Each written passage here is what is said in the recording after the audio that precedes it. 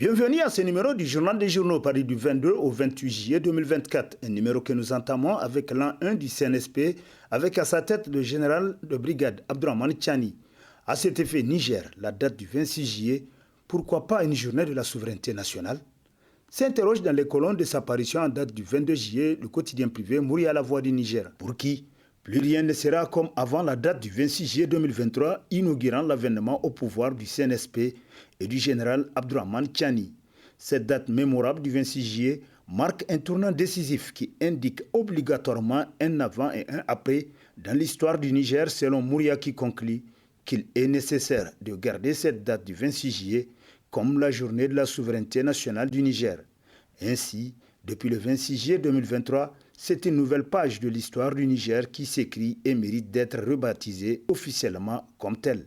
Un an de gouvernance, la Palme d'Or au président Tchani titre à sa une le bimensuel Levé Plus, d'après qui la fin du règne des Renaissants à une journée historique du 26 juillet 2023 marque l'avènement d'un tournant décisif dans la vie de notre pays.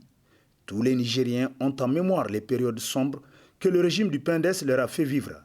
On a assisté à la gabegie, la gestion clanique, la dilapidation à grande échelle de nos ressources publiques, ainsi qu'à l'institutionnalisation d'une corruption endémique dans tous les secteurs de la vie nationale, selon Levé Plus qui poursuit en concluant. Quelques 12 mois après avoir renversé le régime des Renaissants, le peuple nigérien a commencé enfin à voir clair dans la gestion de ses ressources naturelles et surtout dans les rapports qui lient l'État du Niger et les autres puissances. Premier anniversaire du CNSP volet sportif, les grands chantiers de la refondation du sport du colonel-major Abdourahmane Amadou Jibo, titre dans la rubrique Actualité de sa parution en date du 23 juillet, le bimensuel Match. Pour qui cela fait une année que le CNSP préside aux destinées du Niger et de son peuple. À cette occasion, un bilan du premier anniversaire de cet événement politique national majeur est attendu pour montrer le chemin parcouru par la transition politique en cours au Niger. Dans le domaine sportif qui intéresse le journal particulièrement, il est apparu important de dresser le bilan du CNSP et du gouvernement de transition dans le domaine sous le leadership du ministre des Sports, des Arts et de la Culture, le colonel-major Abdourahmane Amadou Jibo. À l'heure de la refondation de la République, seules les valeurs du patriotisme, de la souveraineté et de la recherche de l'excellence dans tous les domaines doivent guider et orienter les actions des uns et des autres, conclut Match. Lettre ouverte au président Abdourahmane Tchani, mon général, vos soutiens sont divisés sur principalement un seul sujet, la justice et la reddition des comptes qui va avec. Titre dans sa rubrique chronique, l'hebdomadaire L'éclosion, dont le directeur de publication dans sa missive dit avoir tendu ces derniers jours ses oreilles et ouvert les yeux pour entendre et lire ce que pensent vos compatriotes de votre première année de gouvernance pour vous en apporter les échos. D'emblée, l'auteur de la lettre tient à dire au président du CNSP être heureux de constater que sur les réseaux sociaux et dans les médias traditionnels, ceux qui saluent et apprécient positivement votre gouvernance sont de loin, très loin, plus nombreux que les autres. La démocratie, dit-on, ce n'est pas l'unanimité, mais la volonté du plus grand nombre. Alors, l'auteur de la lettre dit pouvoir vous féliciter d'avoir le soutien de la majorité de vos compatriotes. Le directeur de publication de l'éclosion dit avoir aussi prêté l'œil et l'oreille à ce qui est aimé et ce qui ne l'est pas. Montée en puissance des périls sécuritaires au Niger, la France déterminée à faire payer au Niger ses aspirations souverainistes, s'interroge dans ses colonnes l'hebdomadaire Le Monde aujourd'hui, qui nous apprend que la seule option véritablement porteuse pour Paris demeure la voie de la déstabilisation du Niger à travers un soutien militaire et financier massif aux groupes terroristes qu'elle entretenait déjà. C'est ainsi que ces derniers temps, les services secrets français sont devenus plus actifs au Sahel, où ils rencontrent régulièrement des chefs terroristes pour planifier des opérations terroristes contre les pays de l'AES. Pour le cas spécifique du Niger, la France s'appuie largement sur le clan de Bazoum pour s'aimer le chaos dans notre pays, selon le journal pour qui. C'est ce qui explique très certainement la dégradation progressive de la situation au Niger avec la multiplication des attaques terroristes. Tout cela démontre en définitive que la France est congénitalement incapable de se réinventer pour séduire les États de l'AES par une politique plus humaine gagnant-gagnant. S'aimer le chaos dans un pays, elle sait bien le faire, mais faire développer celui-ci, elle en est incapable, conclut Le Monde aujourd'hui. Notre pays, en plus de l'IGS et de Boko Haram, fait face cette année à un nouveau groupe terroriste qui l'a épargné depuis longtemps. Il s'agit du groupe Jinim, affilié à Al-Qaïda, titre dans sa rubrique Dossier le bimensuel Le Nouveau Citoyen. qui constate que dans notre pays, il n'a jamais été signalé la présence de géniums affiliés à Al-Qaïda au Maghreb islamique, aujourd'hui appelé AQMI, qui consacre d'habitude ses attaques sur le Mali et le Burkina avant l'attaque intervenue à 17 km de Niamey.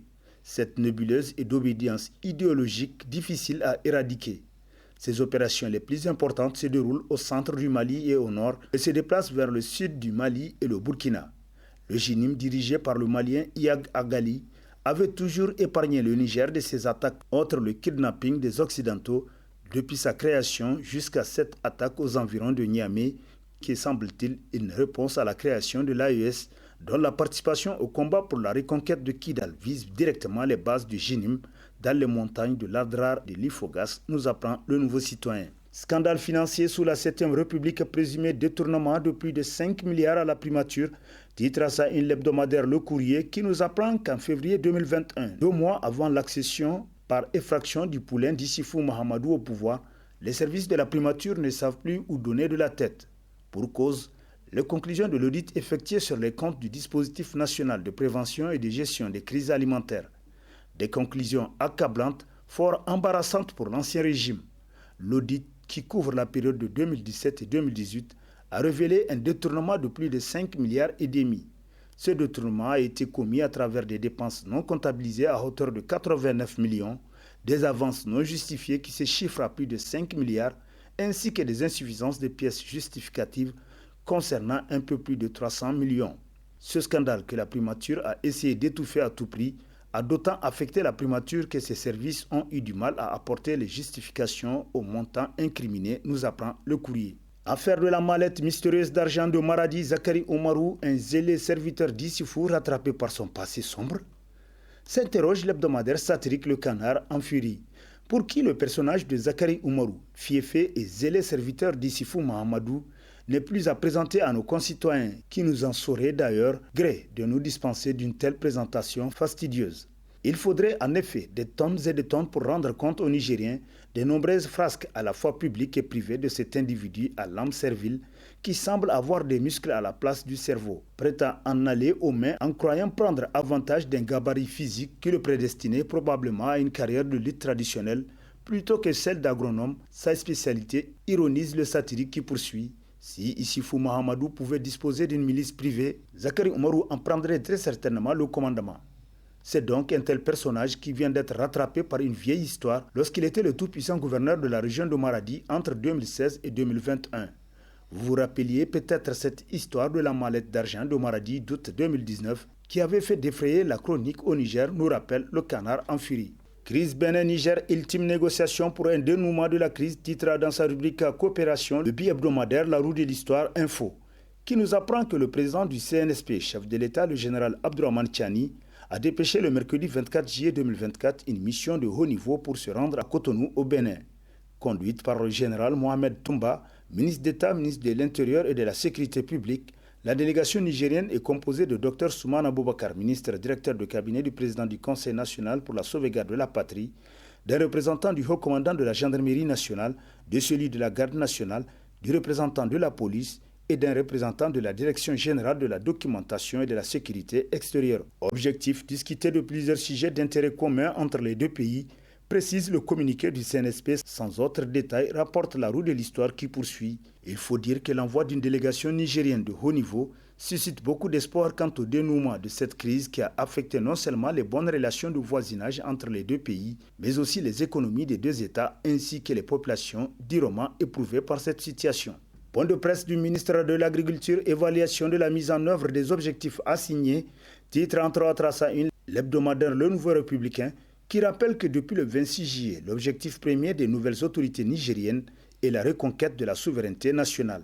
Et comme l'autosuffisance alimentaire est la mère de la souveraineté, le président du CNSP, le général Abdourahmane Tiani, a assigné des objectifs clairs au ministère de l'Agriculture et de l'Élevage, nous apprend le journal qui poursuit. Pour le ministre El Hadji Ousmane, il s'agit de développer des initiatives visant à promouvoir une agriculture orientée vers le marché en diversifiant les cultures à haute valeur commerciale et nutritionnelle, de promouvoir des outils innovants adaptés au financement du secteur agropastoral, d'initier des actions de sensibilisation et d'information des communautés locales sur les enjeux de la souveraineté alimentaire et l'importance de soutenir les filières locales et enfin de mettre en place un cadre approprié de mesure de résultats et d'appréciation de la performance des actions du ministère, rapporte en conclusion le Nouveau Républicain. Libre Tribune, le PNDS Tareya à l'épreuve des événements du 26 juillet, titre dans sa rubrique Focus, l'hebdomadaire L'autre républicain, qui rappelle cette phrase, c'est Bangoya Tchage Kadangare Chirasashi. Autrement dit, il faudrait qu'un mur soit fendillé pour être traversé par un lézard, et rabâché en son temps l'ancien président du PNDS, Issifou Mahamadou. C'était conscient de l'adversité pendant la longue traversée de désert du PNDS que son président d'alors avait comme un prédicateur rappelé constamment aux camarades les vertus de la fidélité, de l'unité du parti et de la cohésion de ses membres. Après le coup du 26 juillet 2023, tout se passe comme si l'unité du PNDS Tareya avait cuit. La triste réalité de ce parti, c'est que deux clans se dessinent aujourd'hui, le clan Issifou et le clan Bazoum. Pourquoi le PNDS a fait profil bas après le putsch? Pourquoi certains leaders de ce parti ont préféré aller à Canossa en affichant leur idylle avec la junte qui a renversé leur propre régime? Quelles sont les conditions d'une union sacrée? Sont autant de questions que se pose le journal pour qui, disons-le tout net, si Issifou Mahamadou avait besoin de l'unité du PNDS Tareya, il doit se reprendre en s'engageant dans le combat pour la restauration de la démocratie. Il se trouve en milieu de la trajectoire historique du PNDS. Il doit se ressaisir pour rejoindre le train en marche. Sinon, le face-à-face avec les Bazoum et Massaoudou sera synonyme de douche froide selon l'autre républicain qui conclut. Ce jour-là, il y aura, comme qui dirait, de l'électricité dans l'air. Et sur ce prend fin le présent numéro de la revue de presse. Prochain rendez-vous, plaise à Dieu dans une semaine, avec toujours la même passion de vous servir. Bonne lecture et au revoir.